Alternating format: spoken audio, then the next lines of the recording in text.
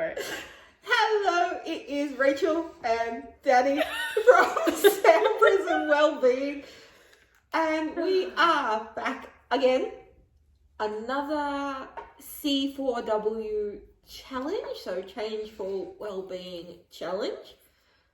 Now, when we started these challenges, we ran a poll on Facebook, and without a doubt, without any competition, the biggest habit that everybody wanted to focus on and deal with, probably the hardest one too, self-doubt and negative self-talk. Yes, that was big. So that's going to be our next challenge. It's going to be our next change. But how do we regulate it, really? Rachel's going to meltdown mode, and so am I. I know. Well, we've had a long. Most of our day today has somehow been this discussion. So we've been discussing how we're going to tackle it. Yes. How we're going to monitor it. Yeah. So it's 2 weeks, yeah? 2 weeks, I think. I think 2 weeks is a... Yeah, that's good for us now, isn't it? Yeah. That works with our schedule. Yes. So... 2 weeks, or do we want to try for 21 days? Let's do 2 weeks. Let's do 2 weeks? 2 weeks. Let's see if we can survive 2 weeks with no Yeah, negative. I think it's a long... It's going to be a process. Definitely.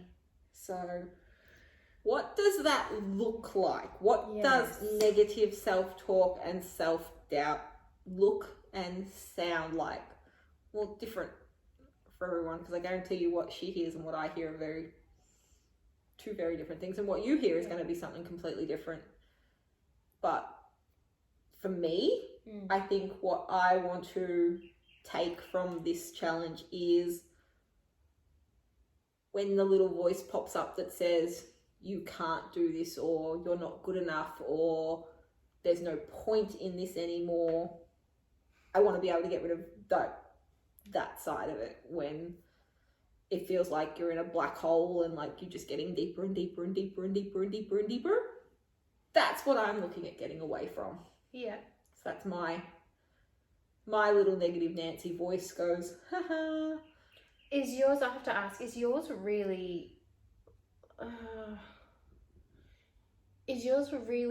loud? Because I say that because I find it really subtle sometimes. And that's what, it's not like it says so loudly like, Danielle, you suck, or something like that. It's so subtle that it just blends in with my own thoughts so easily that sometimes I don't pick up on it. No. Until it just gets worse and worse and sort of like keeps like building up, and then I can feel that feeling of, oh wow, I just feel so terrible. But is your negative self-talk, is it really loud? Because mine's subtle. Mine is a little bit of both, and I'll explain. Yeah. So mine always starts off as like a nagging feeling where like I know something's wrong, but I can never put my finger on what it is. And then as it goes on, it sort of, that feeling starts to take over my whole body and my whole attitude for the day until the voice finally announces itself and it puts words to what I'm feeling. Yeah. So it often feels like it starts from my toes and creeps all the way up to my head. So it builds as it's coming up, and then by the time it's gotten to my ears, it's like this loud, like, nope, no point, give up, nothing's going to work. Yeah. Which is why it's so strong, because it's been building for so long, and like you can feel it starting and you're like, I wish I knew what this was so I could get rid of it.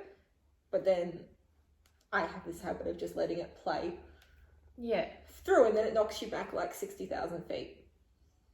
Okay. I'm trying to think of what specifically, I don't know, like that's, like I just said, like for me it's really subtle, so sometimes I don't always hear what it is until maybe then, like you, then it builds up a bit more until it's like a really in your face negative, like that what's it called, subliminal messages. So yours is kind of like a subliminal message where it plays out so softly, and then it's already like sitting in your head, and then it goes boom. Yeah. It's just one large burst, and it's like, yes, you're right. Do you have specific things, like topics that sort of like really trigger your negative self-talk?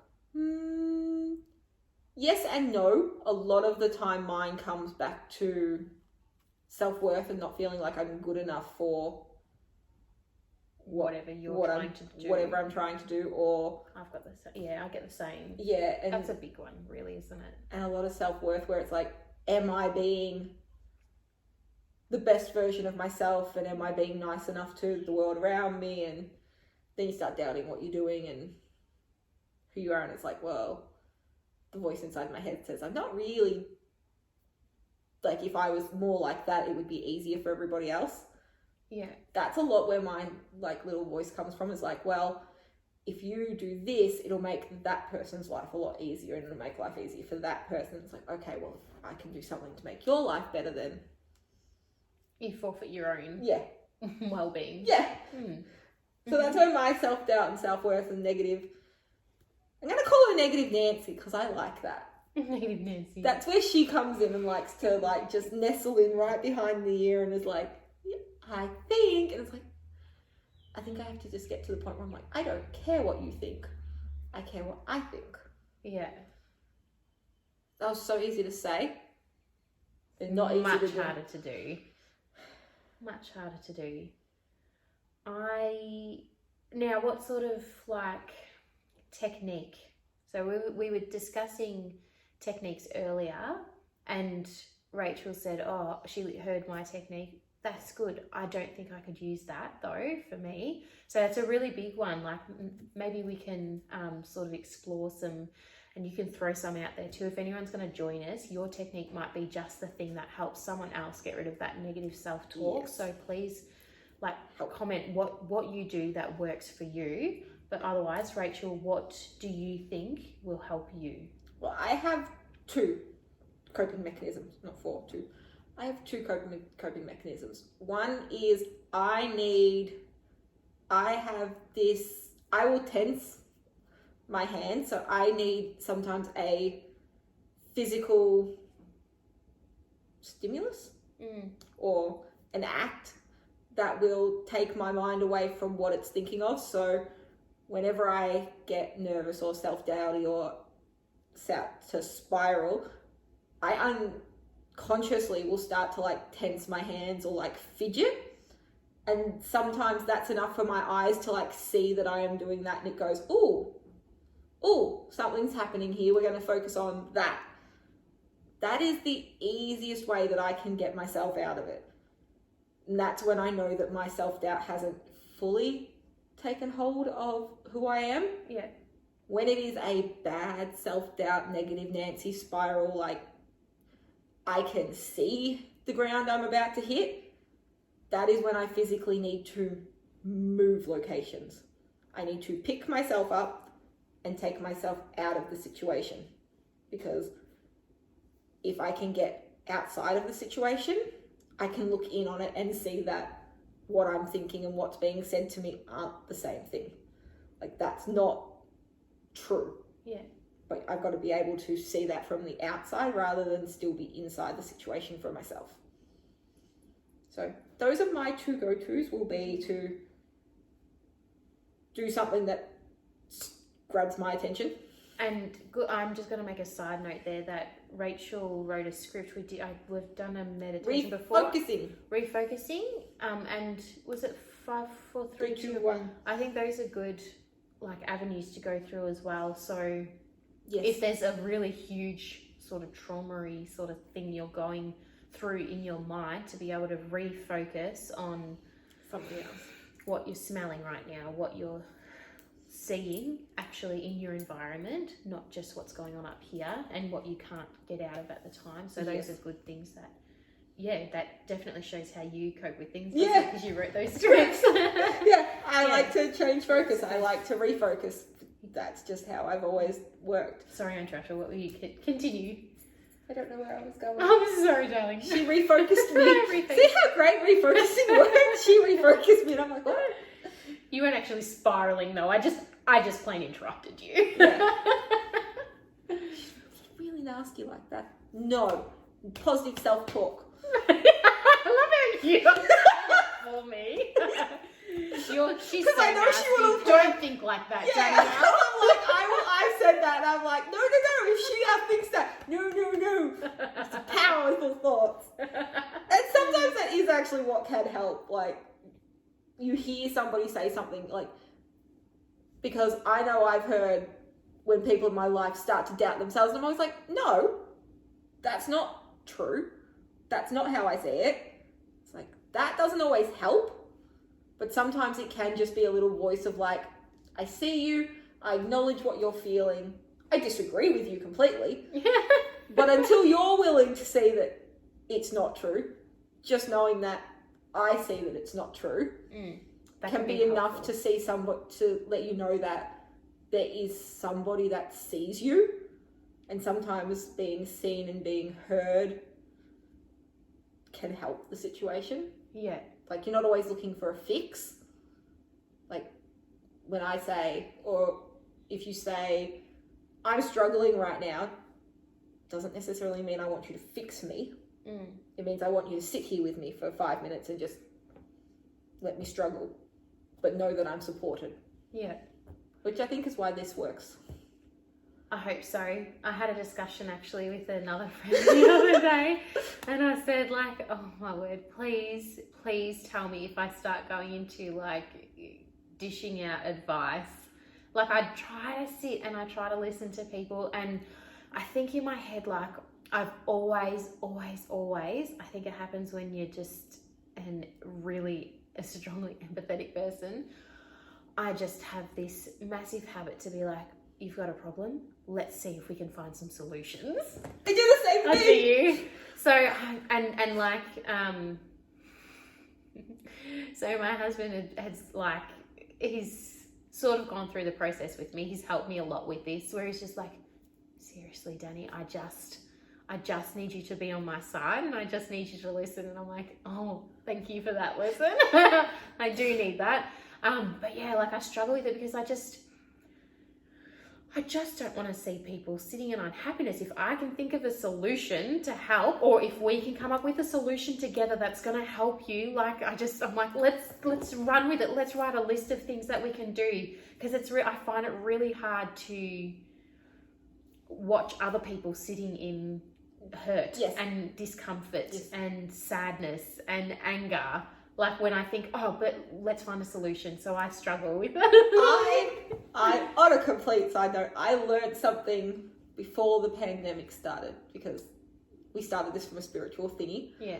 Now, I go to a lot of expos and things, and I happened to meet somebody that wrote one of my card decks. Yeah. It wasn't a reading, it wasn't anything like that. It was just literally this person walking up to me and going, you need to learn that you can't fix everybody, because not everybody wants you to fix them. Well, that's exactly right, isn't it?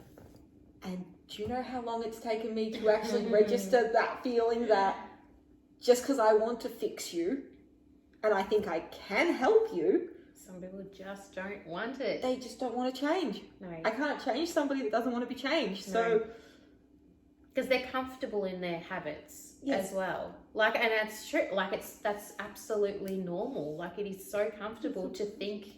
Really interesting perspective when we both want to help change and make everybody. What happens when two people come together that just want to help? Sound and well-being. That's what happens. And then we try and like help each other, and we're like, Now, what is your coping mechanism? Let's go back on topic. Oh yeah, back on topic. How are you going to battle your self-doubt? Well,